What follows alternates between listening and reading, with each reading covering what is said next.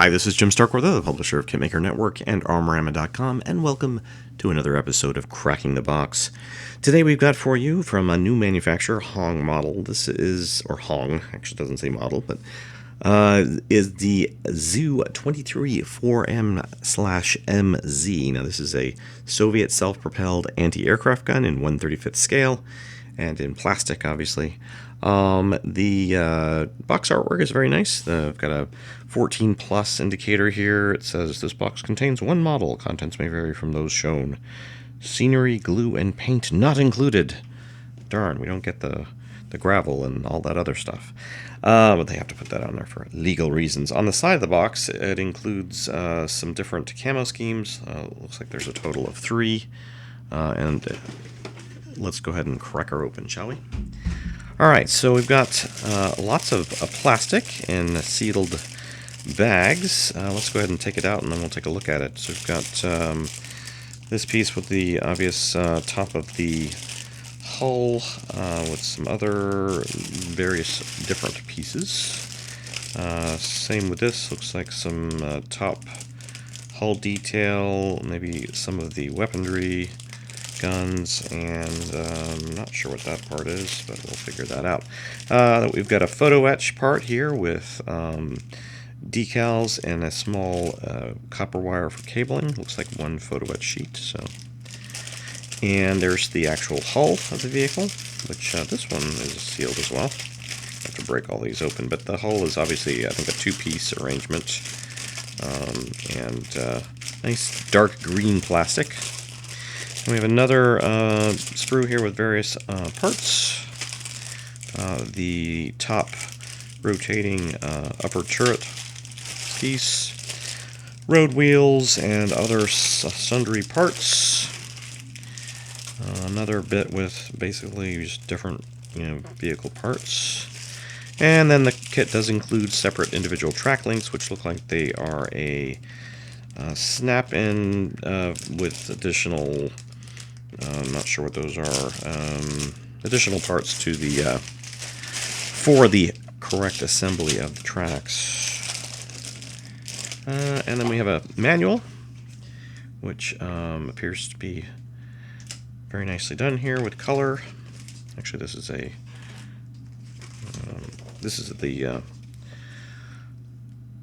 the decals and markings guide, and this is actually kind of a fold out, so it does include all these different ones. And then the manual itself, let's take a quick look at that while I move these parts over.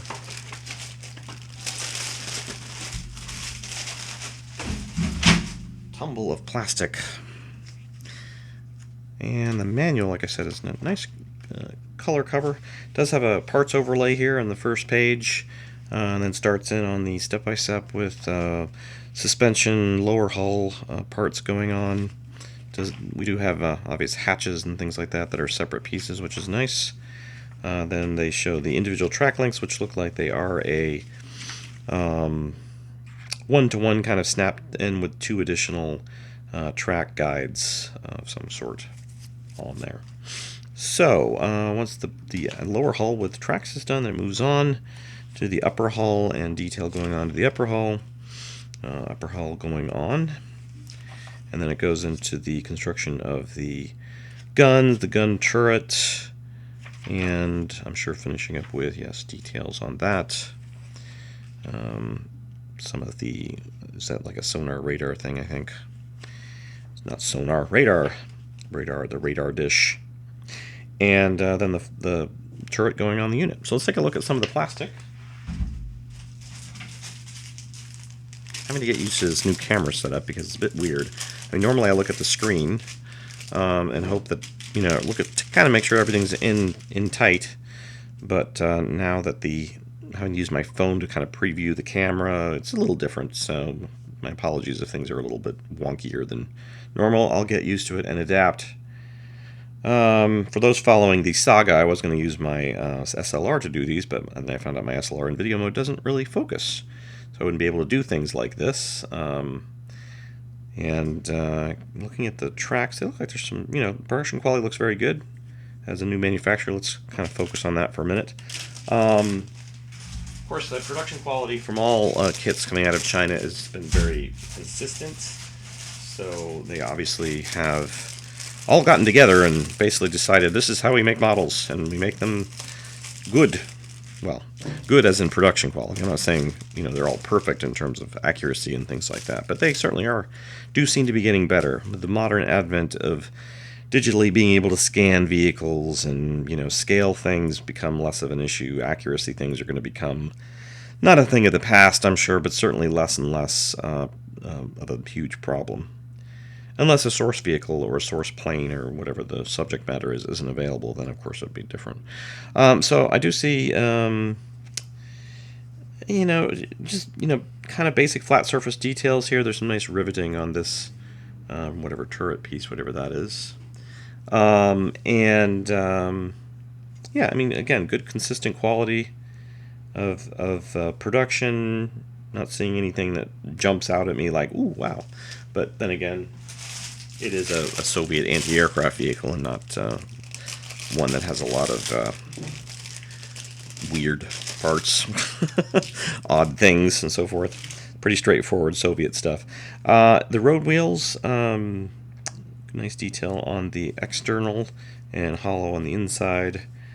Yeah, again, looking at this piece, I'm not seeing anything that stand outish, but it's just, you know, looks like it's all there. Let's take a look at the top turret housing. I'm not sure to call it a turret. I guess it's, yeah, I guess it is a turret. It's still a turret. It's got guns. It's not a tank, obviously, but, you know, it's got guns. Yeah, you know, again, nice details here. Nice bolt or rivet bolt detail, I guess that is. I don't see any weld marks. I guess this vehicle probably doesn't really have a lot, being more modern. So that kind of detail is not necessary on a vehicle like this. So I can take a look at the lower hull, or upper and lower hulls, I should say. And again, this is a two-piece setup. It fits in kind of like you're seeing here. And it looks like a very tight, snug fit. Don't see any issues.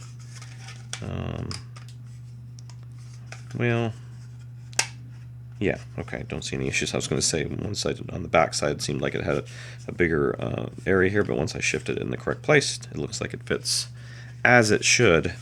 Nice lower detail here on the hull. This is something I think I pointed out on trumpeter kits. They seem to be looking at the bottoms of things now and not trying to get away with, you know, no detail on the lower hull. There is a mold point here. I think that something intersected to pull this out of the mold, and that probably is going to need to be sanded down and fixed. And it kind of indented the bottom here. Of course, that's not going to show. Again, detail looks nice. The venting detail here, I'm not sure. You know, it could have actually been visibly see-through-y kind of thing on the actual vehicle. I'm not an expert on the actual vehicle, so I will only speculate and will not say that it is wrong.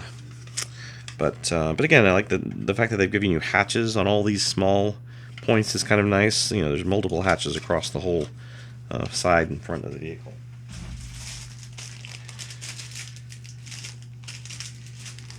And moving on.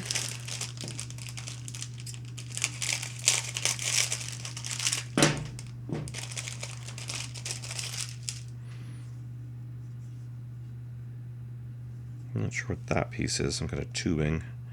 Yeah, again, pretty consistent quality. Some things like a hatch there is obviously on this part. Wasn't made separate. Again, nice bolt details. Here's the actual guns themselves. Not huge. I mean, they're pretty small, scale-wise. It does look like the gun muzzle areas are kind of hollowed out, so that's not necessary. It should be easy to deal with those without any worrying about any additional work there.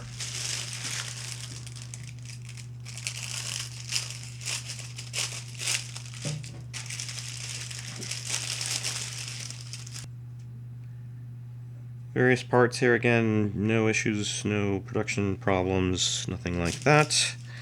I think that's that same part we just looked at a minute ago, but on this piece. And again, some of the larger pieces here for the upper turret look nice. No quality issues, nothing like that to note. This ring, not sure where that is on the vehicle, but that's an interesting production point there. Looks circular. It looks very circular. So, yeah, only good things to say about circular things. And then lastly, here's the photo etch with clear and other decals and other things. Interesting way to package it. They do have a clear protection bit here on the photo etch. The photo etch appears to be made by themselves. It doesn't actually have the maker mark on here. It just says H001 135th ZSU-23-4. But again, some nice fine details with these vent covers and some other really small details here. There will be photos at the end of the review, so if you're not familiar with the reviews, you can kind of see more detail in the photos probably than I'm going to be able to show with a video camera. So here's the copper strand for the tow cable. Clear, looks nice. I think this is the driver's window. Some of the other commander port windows probably. Commander port view slots. Some nice decals here. We have Russian decals, obviously. It says Soviet on the box, but these are Russian, more modern Russian marks. This vehicle may still be in service with the Russian military, so someone can probably point that out in the comments section if they know, our viewers from Russia. And that really is it in terms of, yeah, that's pretty much it in terms of unboxing. Let's go ahead and take a look at those photos and we'll come back and conclude.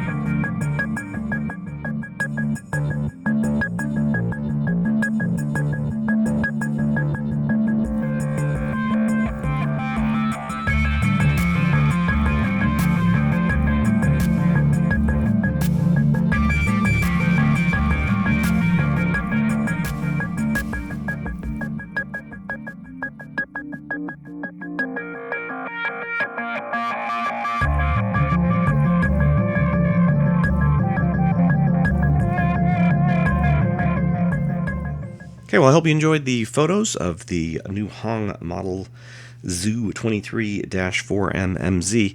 I'm not sure what else they're coming out with, but this is certainly a good first start for them, and I'm sure if they continue in the market, they will most likely do well if they're priced properly and so forth. I don't know what the pricing is like on this. Probably availability is limited right now, as with any new manufacturer in a first release. But take a look for it if you can find it online. I'm sure there are several online sellers as well as local or regional distributors for it around. We'll try to look into that though for next time. Thanks to Hong Model for sending us this sample. Apologies for it taking a little long to get, at least on a unbox video. We will be passing this over to a reviewer to do a inbox / or build review or build feature. So stay tuned for that, and we will see you next time on Cracking the Box.